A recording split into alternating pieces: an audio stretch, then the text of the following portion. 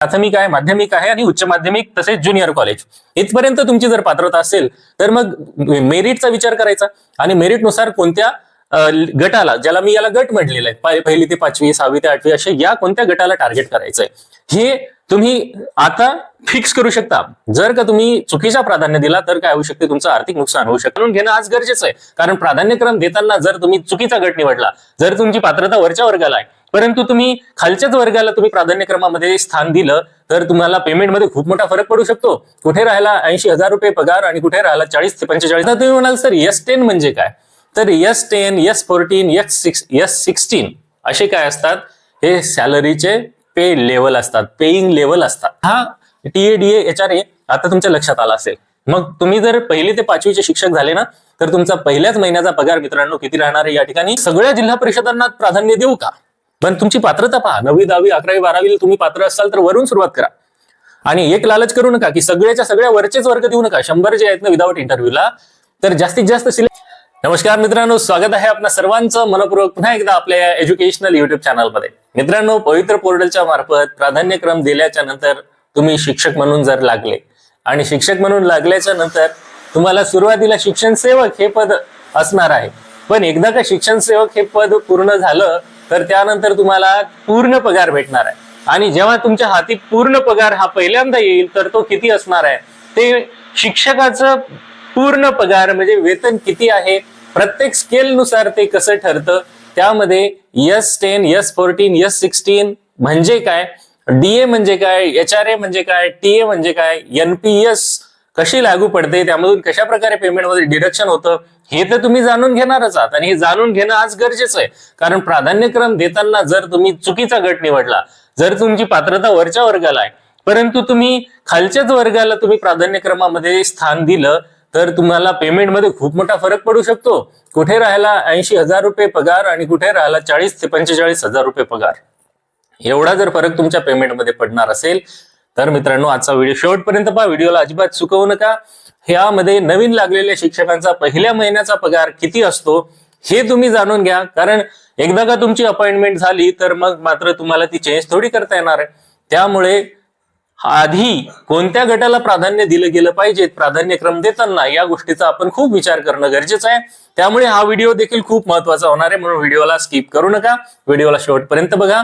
सगळ्या संकल्पना आणि प्राधान्यक्रम देताना कोणत्या गोष्टीचा विचार करावा हे देखील मी या व्हिडिओमध्ये तुम्हाला क्लिअरली सांगणार आहे. त्यामुळे व्हिडिओला शेवटपर्यंत बघा आणि चॅनलवर नवीन असाल तर आत्ताच आपल्या चॅनलला सबस्क्राईब करून घ्या, बेल आयकॉनला प्रेस करा आणि नोटिफिकेशन बेलला ऑलवर सेट करा, जेणेकरून तुम्हाला असे शिक्षक भरतीच्या संदर्भातील, पवित्र पोर्टलच्या संदर्भातील, शिक्षक पात्रता परीक्षेच्या संदर्भातील सर्व महत्वपूर्ण अपडेट्स आणि मार्गदर्शन वेळोवेळी मिळत जाईल. चला तर मग सुरू करूया मित्रांनो आजच्या व्हिडिओला. बघा मित्रांनो, प्राधान्यक्रम देत असताना पहिली ते पाचवी, 6वी ते 8वी, 9वी, 10वी, 11वी, 12वी असे गट आहेत, वर्गांचे गट आहेत. त्यामध्ये प्राथमिक आहे, माध्यमिक आहे आणि उच्च माध्यमिक तसेच ज्युनियर कॉलेज इथपर्यंत तुमची जर पात्रता असेल तर मग मेरिटचा विचार करायचा आणि मेरिटनुसार कोणत्या गटाला, ज्याला मी याला गट म्हटलेलं आहे, पहिली ते पाचवी, 6वी ते 8वी असे या कोणत्या गटाला टार्गेट करायचंय हे तुम्ही आता फिक्स करू शकता. जर का तुम्ही चुकीचा प्राधान्य दिला तर काय होऊ शकते, तुमचं आर्थिक नुकसान होऊ शकते आणि नंतर पश्चाताप होऊ नये म्हणून हा व्हिडिओ शेवटपर्यंत बघा. पाहता यामध्ये सगळ्यात पहिले आपण प्राथमिक पहिली ते पाचवीचं बघूया. बघा मित्रांनो, पहिली ते पाचवी या ज्या गट आहे त्याला पे स्केल कोणता आहे, S10 आहे. आता तुम्ही म्हणाल सर S10 म्हणजे काय, तर S10, S14, S16 असे काय असतात, हे सॅलरीचे पे लेवल असतात, पेईंग लेवल असतात. स्केल असते, S म्हणजे स्केल. आणि आता हे कोणत्या वेतन आयोगानुसार दिलं जात आहे, तर हे सध्या 7व्या वेतन आयोगानुसार दिलं जात आहे. प्रत्येक पदासाठी एक काय असते, पे मॅट्रिक लेवल असते, की असे त्या पे मॅट्रिक लेवल नुसार त्याचं पेमेंट आणि बेसिक पे ठरवलेलं असते.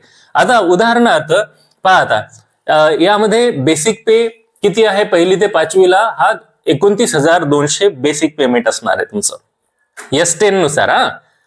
त्यानंतर याला काय म्हणतो आपण, बेसिक पे म्हणजे मूळ वेतन. ओके, आता मूळ वेतन तुम्हाला माहित झालं. त्यानंतर तुम्हाला आहे महागाई भत्ता. आता महागाई भत्त्याला याला इंग्लिशमध्ये म्हणतात DA. काय म्हणतात याला, DA. आता याला डिअरिंग अलाउन्स पण म्हणतात. डिअरिंग अलाउन्स म्हणजे महागाई भत्ता. आता काय महागाई वाढल्यामुळे काय होते, जे काही नोकरदार आहेत त्यांना महागाई भत्ता वाढवून दिला जातो. आणि हा महागाई भत्ता कसा वाढवून दिला जाते, तर यासाठी तुमचा जो बेसिक पे आहे, बेसिक पे जो आहे, या बेसिक पेला अनुसरून तुम्हाला महागाई भत्ता दिला जातो. आणि याचा 50% ते 55% तुमचा महागाई भत्ता असतो मित्रांनो. मग आता विचार करा, हे जवळजवळ 29,200 म्हणजे 30,000 पकडा. 30,000चे 50% जरी काढले तर 15,000 तुम्हाला महागाई भत्ता हा दरवेळेस महागाई भत्ता वाढला, डीए वाढून जातो तेव्हा तुम्हाला भेटणार आहे. मग असा तो डीए वाढलेला असतो. डीए म्हणजे महागाई भत्ता. समजलं तुम्हाला? तर प्राथमिक शिक्षकाला S10 नुसार हा जो महागाई भत्ता आहे 50 ते 55% तुमच्या बेसिक पेच्या भेटतो. आणि तो इथे जर हे आपण बेसिक पे पकडला तर याचा 14,600 दिसेल. ठीक आहे. आणि त्यानंतर पहा अजून तुमच्या पेमेंटमध्ये एक गोष्ट ऍड होते, ती म्हणजे HRA. बघा HRA काय असते? HRA म्हणजे तुम्हाला या ठिकाणी हाऊस रेंट अलाउन्स भेटते. बघा गव्हर्नमेंट शिक्षक होण्याचे किती फायदे आहेत. तुम्हाला हाऊस रेंट अलाउन्स हा साधारणतः तुमच्या कोणत्या भागामध्ये तुमची अपॉइंटमेंट झालेली आहे त्याच्यानुसार ठरते. आणि पेमेंट ठरण्यासाठी ह्या गोष्टी तर आहेतच, पण तुमची ग्रामीण मध्ये असेल तर तुम्हाला वेगळा घरभाडे भत्ता, शहरी भागामध्ये असेल तर अजून जास्त भेटते, दुर्गम भागामध्ये असेल तर आणखीन जास्त भेटणार. हा जो तुमचा काय आहे घरभाडे भत्ता आहे, ज्याला आपण HRA म्हणतो, हाऊस रेंट अलाउन्स, हा कसा भेटतो? जो कर्मचारी आहे तो राहत असलेल्या ठिकाणाच्या वर्गीकरणानुसार ठेवतो. जसं की ग्रामीण भागातला, शहरी भागातला, अशा भागामध्ये वेगवेगळे, जसं ग्रामीण भाग आहे, खूप इंटेरियर भाग आहे, दुर्गम भाग आहे, तर तिथे जास्त तुम्हाला हा भेटत असतो. तर 9% ते 10% साधारणतः भेटतो या ठिकाणी. तर आपण या ठिकाणी बघूया, तर तो याचा 10% जर आपण काढला साधारणतः तर 2,920. आणि अजून एक राहिली बघा काय गोष्ट आहे, ती आहे तुमची टीए. काय भेटणार आहे तुम्हाला? टीए. आता टीए काय असते? ट्रॅव्हलिंग अलाउन्स आहे ना. तुम्हाला ट्रान्सपोर्ट चार्जेस, ट्रॅव्हलिंग अलाउन्स पण सरकारी नोकरदारांना भेटते मित्रांनो, त्यांच्या पेमेंटमध्येच असते. आणि जर तुम्ही देखील गव्हर्नमेंट शिक्षक असाल आणि तुम्हाला जर तुमचा पेमेंट काढता येत नसेल तर तुम्ही ह्या गोष्टीला लक्ष द्या मित्रांनो. आता ट्रॅव्हलिंग अलाउन्स तुम्हाला किती सांगितलेला आहे? साधारणतः हा 1,500 ते 2,000 रुपये हा तुमच्या S10च्या स्केलनुसार तुम्हाला भेटतो. किती भेटतो? S10च्या स्केलनुसार 1,500 ते 2,000 रुपये भेटतो. आणि जर आपण याचं एकूण टोटल केलं तर याला आपण म्हणतो ग्रॉस पेमेंट. काय म्हणतो? ग्रॉस. ग्रॉस म्हणजे टोटल, एकत्रित. तर ग्रॉस पे किती झाला तुमचा? GROSS, ग्रॉस पे. पहा आता कोणी म्हणते बेसिक पे किती आहे, तर हा बेसिक पे. त्याला टीए किती लागला? एवढा लागला. डीए किती लागला? एवढा लागला. त्यानंतर HRA किती लागला? तर हा टीए, डीए, HRA आता तुमच्या लक्षात आला असेल. मग तुम्ही जर 1ली ते 5वीचे शिक्षक झाले ना, तर तुमचा पहिल्याच महिन्याचा पगार मित्रांनो किती राहणार आहे या ठिकाणी? साधारणतः 48 ते 49,000 रुपये दर महिन्याला तुमच्या हातात येणारा पगार असणार आहे. आता याच्यात एक गोष्ट कपात होते, याच्यामध्ये एक गोष्ट कपात होते, ती म्हणजे NPS. येस. आता NPS काय? ही NPS ची कपात किती असते? तरी आधी NPS जाणून घ्या. पहा, NPS म्हणजे national pension system. National pension system, राष्ट्रीय निवृत्ती वेतन प्रणाली. म्हणजे सरकार काय करते? तुमच्या पेमेंट मधून एक ठराविक हिस्सा काय करतो? कपात करतो. तो साधारणतः तुमच्या पगाराचा 12 ते 14% असते. ओके, 14% धरूया आपण मॅक्सिमम. जर तुमचा पगार 50,000 आहे तर त्याचा 14% गव्हर्नमेंट कापून घेणार आणि त्याच्यात स्वतःच्या जवळचे किती टक्के टाकणार? 10% अमाऊंट टाकणार. म्हणजे तुमचा फायदा आहे हे तुमच्या NPS अकाउंटला सेव्ह होत असते. आणि याचा फायदा तुम्ही भविष्यात निवृत्ती वेतन म्हणून घेऊ शकता. आता ती जुनी पेन्शन योजना बंद आहे, पण आपल्याच पगारातले पैसे ठराविक रक्कम काढून घ्यायची, गव्हर्नमेंट त्याच्यात ठराविक रक्कम टाकणार आणि ती सेव्ह करणार. ज्या वेळेस तुम्हाला गरज पडेल त्यावेळेस तुम्ही त्यातून पैसे काढू शकता. तर ही NPS सिस्टीम आहे मित्रांनो. याच्यामध्ये तुमचा 14% रक्कम जमा होत राहते दर महिन्याला, ती तुमची तुम्हाला भेटणार आहे. म्हणजे हे जरी पैसे कटले, तुम्ही म्हणता ना की माझा पगार कटून माझ्या हातात फक्त 40,000 रुपये उरतात, तर ते कटणे म्हणजे तुमच्याच भविष्यासाठी सुरक्षित सेव्ह करून ठेवलेले असतात. तर मित्रांनो हे झालं समजा 48 ते 50,000. म्हणून तुम्ही जर प्रायमरीला 1ली ते 5वीला प्राधान्य देत असाल तर हे लक्षात ठेवा. आता 6वी ते 8वी, आता इथून पुढे थोडं फास्ट होऊ शकते, समजू शकते तुम्हाला, कारण ह्या संकल्पना मी आधी एक्सप्लेन केल्या. आता 6वी ते 8वीला जर तुमची पात्रता होती तर तुम्हाला S14चा स्केल लागते. आता S14चा या ठिकाणी नियमानुसार शासनाने द्यायला पाहिजे, ठीक आहे. पण काही ठिकाणी तुम्हाला S10चा स्केल लागू असतो, ठीक आहे. तर आपण S14 नियमानुसारच पाहून घेऊ. तुमचा बेसिक पे पहा काय इथे, बेसिक पे 38,600. जर तुमचं डीएड प्लस ग्रॅज्युएशन आणि टीईटी पेपर 1 पेपर 2 आहे तर तुम्ही याला आधी देणार की याला आधी देणार, पेमेंटचा विचार केला तर वरच्या वर्गाला आधी दिला म्हणजे तुमचा फायदा सांगतो आता किती होणार आहे. बेसिक पे 38,600 भेटणार आहे, पहिले तुम्हाला 30,200 भेटणार होतं. त्यानंतर तुम्हाला डीए पहा, महागाई भत्ता किती भेटणार आहे, 19,300 आणि इथे तुम्हाला फक्त 15,000 भेटू लागला.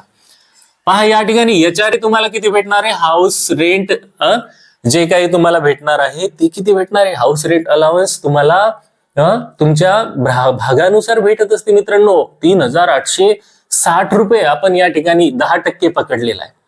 आणि तुम्हाला प्रवास भत्ता जो टीए आहे, ट्रॅव्हलिंग अलाउन्स, हा टीए तुम्हाला या ठिकाणी 1,500 ते 2,000 भेटणार आहे.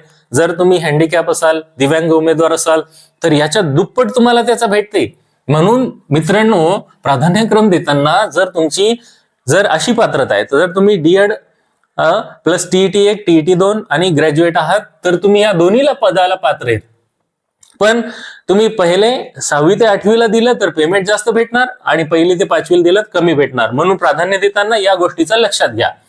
आता हे झालं तुमचं 6वी ते 8वीचं टोटल पेमेंट किती आहे पहा. या ठिकाणी तुम्हाला 57,000 ते 60,000 जास्तीत जास्त आपण कमीत कमी पकडलेले, तुम्हाला 63,000 ते 65,000 65,000 पर मंथ एवढं पेमेंट तुमच्या हातात भेटणार आहे तुमचं शिक्षण सेवक पूर्ण झाल्याच्या नंतर. आणि यात एनपीएस कपात होणार आहे, ती तुमच्या फ्युचरसाठी सेव्ह होणार आहे. मग आता विचार करा, 65,000 कुठे आणि 50,000 कुठे, 15,000चा फरक दर महिन्याला इथेच पडला. म्हणून विचार करा, म्हणून प्राधान्यक्रम देताना विचार करा. आता 9वी ते 10वी लक्षात घ्या मित्रांनो. प्रत्येक मित्रांनी व्हिडिओ आवडत असेल तर लाईक करा मित्रांनो आणि चॅनलवर नवीन असाल सबस्क्राईब करा. 9वी ते 10वी, आता 9वी ते 10वीचं बघा मित्रांनो. 9वी ते 10वीला तुम्हाला शिक्षण सेवक होईपर्यंत 18,000वर दिवस काढायचे आहेत. पण एकदा का तुमचं शिक्षण सेवक पूर्ण झालं ना की तुमच्या हातात बघा पगार किती येणार आहे. तुमचा बेसिक पे हा 41,900 असणार आहे. किती असणार आहे, 41,900 बेसिक पेमेंट आहे तुमचं. आणि त्याच्यामध्ये तुम्हाला डीए भेटणार आहे, डिअरिंग अलाउन्स म्हणजे महागाई भत्ता 22,450 रुपये. पहा आता 41,900 म्हणजे 42,000 आणि 22,000 तुम्हाला काय भेटलेलं आहे, डिअरिंग अलाउन्स भेटलेला आहे. त्यानंतर तुम्हाला काय भेटते, एचआरए हाऊस रेंट अलाउन्स भेटत आहे, त्या तुम्हाला त्या ठिकाणी 4,490 रुपये भेटत आहे तुम्हाला. हा जो इतर 2 पदांपेक्षा पहा खूप जास्त आहे.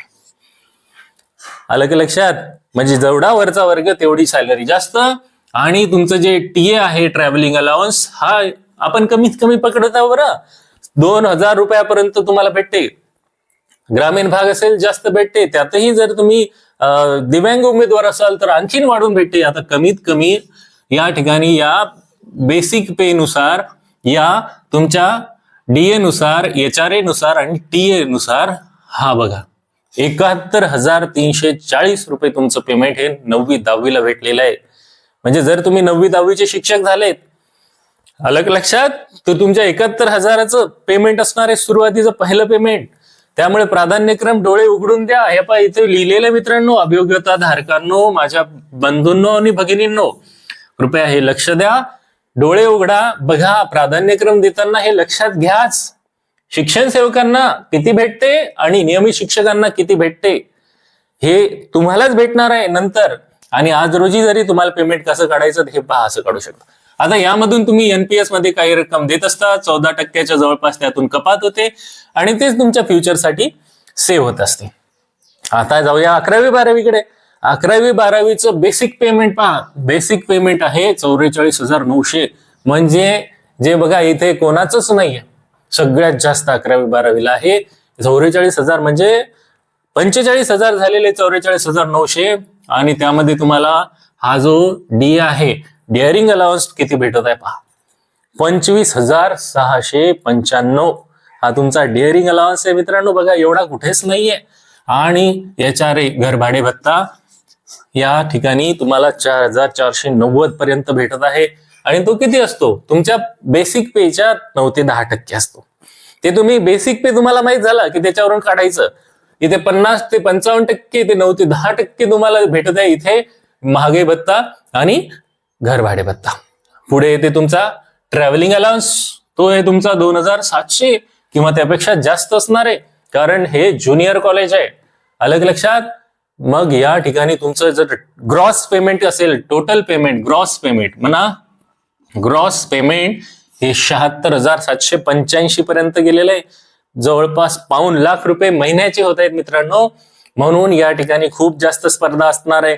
आता लक्षात घ्या, तुम्ही तुमचे मार्क्स किती आहेत त्याच्यानुसार तुम्हाला राईट ग्रुप चूज करायचा आहे. आणि जर का तुम्ही मार्क कमी आहेत पण पगाराची लालच जास्त ठेवली तर मग तुम्ही ना घरके ना घाटके अशी परिस्थिती झाली नाही पाहिजे. मार्क कमी आहेत तर वरच्याच वर्गांना, आता बरेच मित्र मला विचारत आहेत की सर मला 150 मार्क आहेत, मग मी सगळ्या जिल्हा परिषदांना प्राधान्य देऊ का? पण तुमची पात्रता पहा. 9वी 10वी 11वी 12वी तुम्ही पात्र असाल तर वरून सुरुवात करा. आणि एक लालच करू नका की सगळ्याच्या सगळ्या वरचेच वर्ग देऊ नका. 100 जे आहेत ना विदाउट इंटरव्ह्यूला, तर जास्तीत जास्त सिलेक्शन होतील असे तुम्ही 50 द्या वरच्या वर्गांना, किंवा जिल्हा परिषदांना तेवढे 50 द्या. 150 वरच्या मुलांना सांगत आहे. पण जर कमी आहेत ना तर काय करायचंय, आता याच्या अगोदरचा व्हिडिओ पहा, त्याच्यामध्ये तुमचे एकदम आयडियल 35 प्राधान्य द्या. त्यानंतर जिथे 100% सिलेक्शन होऊ शकते तिथे जवळपास 35 ते 40 प्राधान्य द्या. आणि जे राहिले 30 ते 35 प्राधान्य, ती जिथे महाराष्ट्रात कुठेही असू दे, मला फक्त नोकरीला लागायचं आहे, तिथे जाऊन मी नोकरी करेन, असे प्राधान्य द्या. जेणेकरून आपण आतच राहिलो पाहिजेत, बाहेर फेकलोच गेलो नाही पाहिजेत. फेस 1 मध्ये असं करायचं, फेस 2 मध्ये असं करायचं, फेस मध्येच तुमचं सिलेक्शन होऊन जायला पाहिजे. आणि 100% असं जर तुम्ही केलं तुमच्याजवळ तुमचं सिलेक्शन होणार आहे मित्रांनो. म्हणून प्राधान्यक्रम देताना या पेमेंट स्केलचा तुम्ही निश्चितच अभ्यास करा. यामध्ये पाहता S10 हे सांगायचंच राहिलं, याला पहा 1ली ते 5वीला S10 ची सॅलरी आहे, 6वी ते 8वीला S14 आहे, त्यानंतर 9वी ते 10वीला S16 चा स्केल लागणार आहे, आणि 11वी 12वीला तुम्हाला त्याच्या पुढचा S18 पर्यंत, S17 18 आहे त्याच्या पुढचा तो पेमेंट स्केल लागणार आहे मित्रांनो. म्हणून ह्या गोष्टी तुम्ही त्यामध्ये लक्षात ठेवा.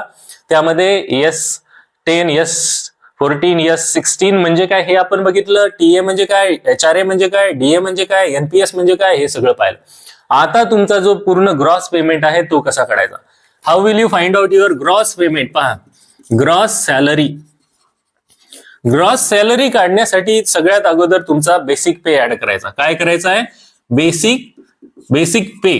बेसिक पे मध्ये काय मिळवायचंय तुम्हाला? तुमचा DA मिळवायचा आहे. DA हा DA तुमच्या 50% ते 55% असते बेसिक पेच्या.